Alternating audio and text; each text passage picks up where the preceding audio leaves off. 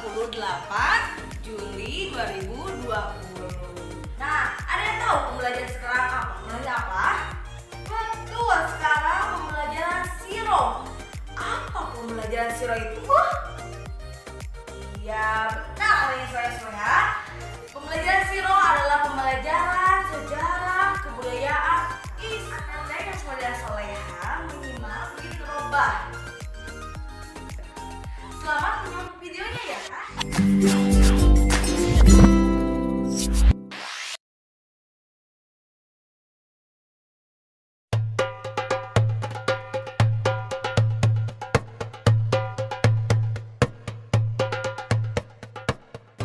Bilal bin Rabah adalah orang berkulit hitam dari Habsyah yang memeluk agama Islam saat masih menjadi budak.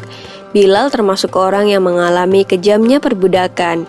Ia memiliki postur tubuh yang kurus dengan rambut yang tebal. Abu Bakar yang mengetahui bahwa Bilal terus-menerus disiksa oleh majikannya bermaksud ingin membebaskannya. Suatu hari Abu Bakar menemui Bilal di bawah terik sinar matahari karena sedang mendapatkan hukuman dari majikannya yang bernama Umayyah. Bilal diikat dan dijemur menghadap matahari di tengah padang pasir yang sangat panas. Bahkan dadanya pun ditindih dengan batu yang cukup besar sehingga nafasnya menjadi sesak. Abu Bakar segera mengajukan penawaran kepada Umayyah untuk membeli Bilal.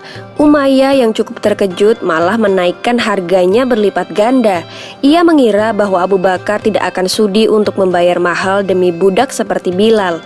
Namun ternyata Abu Bakar bersedia. Umayyah menerima 9 ukiyah emas untuk ditukarkan dengan Bilal. Umayyah berkata kepada Abu Bakar, "Sebenarnya jika engkau menawar sampai 1 ukiyah pun, maka aku tidak akan ragu untuk menjualnya." Abu Bakar membalas, "Seandainya engkau memberi tawaran sampai 100 ukiyah, maka aku tidak akan ragu untuk membelinya." Sejak saat itu, Bilal senantiasa menemani dan menjaga Rasulullah yang hendak hijrah menuju Madinah. Ia kemudian dipilih untuk menjadi muazin atau orang pertama yang mengumandangkan azan. Bilal dipilih karena memiliki suara yang indah dan keras, sehingga dapat menjangkau seluruh penjuru Madinah. Suatu hari ketika tiba waktunya bagi kekasih Allah untuk meninggalkan urusan duniawi, Bilal menjadi tak sanggup lagi mengumandangkan azan. Setiap sampai pada kalimat, "Aku bersaksi bahwa Muhammad adalah utusan Allah," ia langsung menangis terseduh-seduh. Begitu pula kaum muslimin yang mendengarnya, mereka larut dalam tangisan pilu. Oleh karena itu, Bilal memohon kepada Abu Bakar agar diperkenankan untuk tidak mengumandangkan azan lagi. Selain itu, Bilal juga meminta izin untuk keluar dari kota Madinah dengan alasan berjihad di jalan Allah dan ikut berperang ke wilayah Syam. Setelah sekian lama Bilal tak kembali untuk mengunjungi Madinah, pada suatu malam Rasulullah hadir dalam mimpinya. Dalam mimpi itu Rasulullah berkata, "Wahai Bilal, mengapa engkau tak mengunjungiku? Mengapa sampai seperti ini?" Bilal pun segera terbangun. Tanpa berpikir panjang, ia segera mempersiapkan perjalanan kembali ke Madinah. Setibanya di Raudah, Bilal menangis dan melepas rasa rindunya. Di tengah tangisnya itu, nampak 2 cucu Rasulullah yaitu Hasan dan Husain datang mendekatinya. Dengan mata berlinang, Bilal yang kian beranjak tua segera memeluk kedua anak lelaki tersebut. Husain berkata kepada Bilal, "Paman, maukah engkau sekali saja mengumandangkan azan untuk kami? Kami ingin mengenang kakek."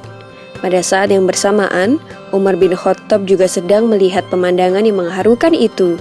Ia pun turut memohon kepada Bilal agar ia mau mengumandangkan azan lagi. Setelah berpikir sejenak, akhirnya Bilal memenuhi permintaan mereka. Saat waktu sholat tiba, Bilal naik ke tempat di mana ia dahulu biasa mengumandangkan azan. Saat lafal Allahu Akbar dikumandangkan olehnya, mendadak seluruh Madinah senyap. Semua orang terkejut mendengar suara yang telah bertahun-tahun hilang, kini telah kembali. suara yang mengingatkan pada sosok nan agung yang begitu dirindukan itu. Ketika Bilal sampai pada lafal asyhadu alla ilaha illallah, seluruh warga Madinah berlarian ke arah suara itu. Sewaktu Bilal hendak mengumandangkan asyhadu anna, Madinah tiba-tiba pecah oleh tangisan yang sangat memilukan. Bilal pun tak sanggup lagi untuk melanjutkan azannya. Mereka semua menangis, teringat masa-masa indah dan kejayaan bersama Rasulullah.